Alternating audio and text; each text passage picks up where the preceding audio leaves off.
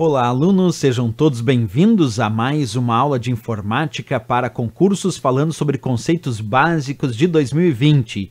Pessoal, nessa aula nós vamos falar sobre o termo Data Warehouse, que é um termo que começou a aparecer muito nas provas de concurso nos últimos anos. Antigamente era pouco citado, agora começou a aparecer muito, então vamos finalmente entender o que significa Data Warehouse. Bem, pessoal, quando a gente indica o termo em inglês Data Warehouse, é claro que a gente precisa achar um significado em português. E a gente costuma dizer que Data Warehouse é um grande depósito de dados ou um grande armazém de dados. E por que isso?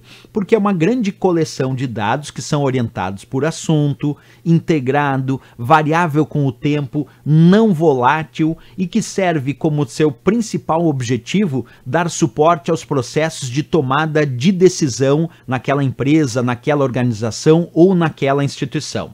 Para a gente entender melhor essa ideia desse depósito de dados, desse armazém de dados chamado Data Warehouse, imagina comigo uma empresa com os sistemas que a empresa usa no seu cotidiano. Por exemplo, a empresa gera vários arquivos e documentos do Word no seu dia a dia. Imagina que a empresa também tem os seus sistemas CRM, os chamados sistemas de gestão de relacionamento com o cliente. A empresa também tem os seus bancos de dados operacionais, onde armazenam lá os registros das vendas, dos clientes e assim por diante. A empresa também tem os seus sistemas de gestão empresarial, sistemas chamados ERP. Então, observa que, de uma forma geral, muitos dados são gerados no cotidiano da empresa, no dia a dia da empresa, pelos seus vários sistemas, como eu mostro aqui. Então, onde é que entra a história do Data Warehouse nesse momento?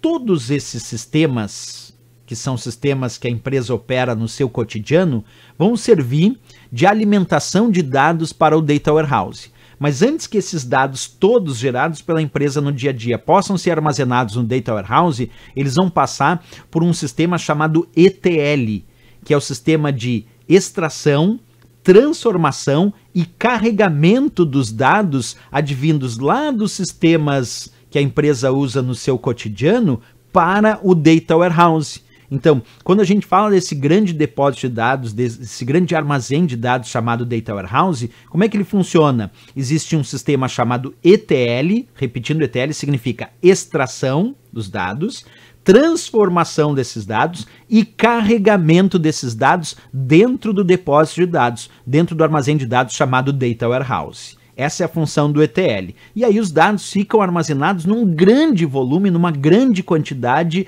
lá no Data Warehouse, advindos desses vários sistemas. Ah, professor, e qual a finalidade disso? É que depois a empresa pode avaliar os dados que estão no Data Warehouse, que estão no depósito de dados, para auxiliar essa empresa nas suas novas tomadas de decisão, auxiliar a empresa a fornecer embasamento de dados para que a empresa possa tomar melhores decisões no futuro. Essa é a ideia do Data Warehouse. Agora, quando a gente diz lá, na teoria do Data Warehouse, que ele é orientado por assunto, a gente pode dizer que essa ideia de orientar por assunto é que os principais assuntos da empresa é que devem estar armazenados no Data Warehouse. E eles são organizados em assuntos diferentes, como, por exemplo, um assunto vendas, o assunto estoque, o assunto controladoria. E como é que isso é armazenado no Data Warehouse orientado por assunto? Através de blocos que nós chamamos de Data Mart. Então, os dados vêm lá dos sistemas da empresa, passam pelo ETL, e o ETL armazena isso no Data Warehouse, tudo orientado por assunto, em blocos que nós chamamos de Data Mart. Então, os Data Mart são blocos orientados por assunto dentro do Data Warehouse. Então, o ETL, ele organiza para que esses dados sejam carregados no Data Warehouse, orientados por assunto em blocos chamados de Data Mart, como a gente olhou aí na ilustração.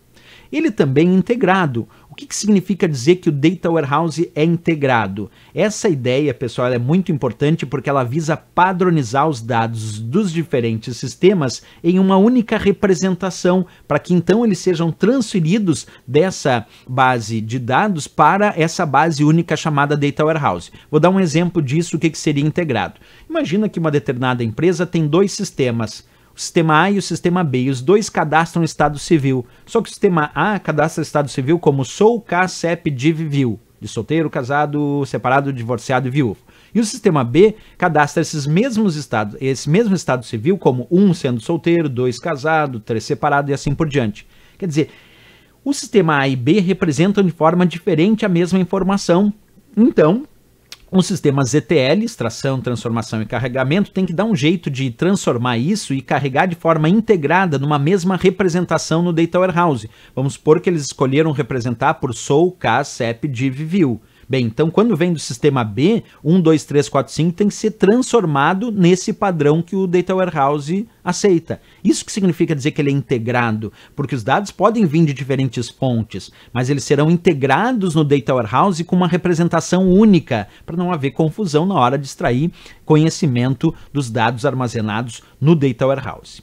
Ele também é variável com o tempo, formando um verdadeiro histórico, uma memória corporativa, justamente mantendo o histórico de dados em relação a períodos de tempo maior que os sistemas comuns. Imagina um Data Warehouse armazenando os dados que a empresa gerou nos últimos 3 anos. Os sistemas comuns não, eles descartam mais rápido esses dados. Então formam o que a gente chama de memória corporativa da empresa. E outra coisa interessante aqui, quando a gente pensa nisso, é que o Data Warehouse é considerado não volátil. Por que não volátil?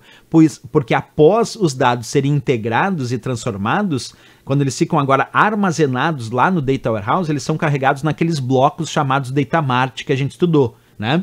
E agora só é possível realizar consultas e extrair relatórios. Não é mais possível atualizar os dados que estão lá dentro. Então, depois que os dados são alocados dentro do Data Warehouse, dentro do depósito de dados, agora eles não podem mais serem atualizados, certo? É possível consultar e emitir relatórios, mas não atualizar mais depois que eles foram. Isso significa dizer que ele é não volátil. Bem, pessoal, depois de todas essas informações, a gente tem a ideia, então, conceitual de que os sistemas tradicionais, os chamados OLTP, que são sistemas transacionais aí da empresa, no dia a dia passam pelo ETL, inclusive informações de fontes externas, são extraídos, transformados e carregados no Data Warehouse. E depois isso auxilia a tomada de decisões através do uso de sistemas OLP ou LEP, que são os sistemas de análise, e também os sistemas de data mining. Isso é muito importante, que é a chamada mineração de dados. Minerar dados é buscar conhecimento nesse grande depósito de dados. Quer dizer, é ter uma forma, terem programas que sejam capazes de extraírem conhecimentos ainda não percebidos desse grande armazém de dados chamado Data Warehouse. Isso é a mineração de dados ou data mining. Olha, assunto importantíssimo que a gente acabou de discutir nessa aula. Vamos ver isso em questões de prova? Vem comigo. Data Warehouse tem por característica ser: letra A, orientado a assuntos; letra B, temporário; letra C, descentralizado; letra D, focalizado em aspectos operacionais; e a letra E, normalizado. Bem, existem várias características sobre Data Warehouse, mas a gente estudou aqui que ele era orientado por assunto, integrado, variável com o tempo e não volátil. Portanto, a resposta tem que ser a letra A, orientado por assunto. Isso é uma característica do Data Warehouse, do depósito de dados, por isso resposta a letra A de América aqui. Bem, vamos para mais uma questão sobre esse assunto. No tocante aos Data Warehouses, a característica desses armazéns de dados que está relacionada ao fato de que, uma vez inseridos, os dados não podem ser alterados, embora possam ser eliminados. Perfeito. Que característica é essa que não pode atualizar os dados, não pode alterar? Eliminar sim, não pode alterar ou atualizar. Que característica é essa? Não volatilidade. Lembra? Ele é orientado por assunto, integrado, variável com tempo e não volátil. E não volátil quer dizer que não pode atualizar. Excluir até pode, mas os dados que já estão lá não podem ser atualizados ou alterados, e é isso que a questão indicava. Portanto, a letra C de Canadá, esse indício do que está indicando a questão é relacionado à não volatilidade do Data Warehouse. Beleza, pessoal, assuntos importantes aí que a gente está descrevendo, e nesse caso, Data Warehouse é um assunto que, como eu disse, começou a cair muito nas provas de concurso. A gente já tem que entrar em provas atuais sabendo o seu significado. Certo, pessoal? Valeu, grande abraço, espero que vocês tenham gostado, e se gostou, deixa o gostei, se inscreve no canal e também vai deixando comentários, dizendo o que está achando dessas aulas, isso é muito importante. Eu espero vocês na próxima aula, grande abraço a todos e bons estudos!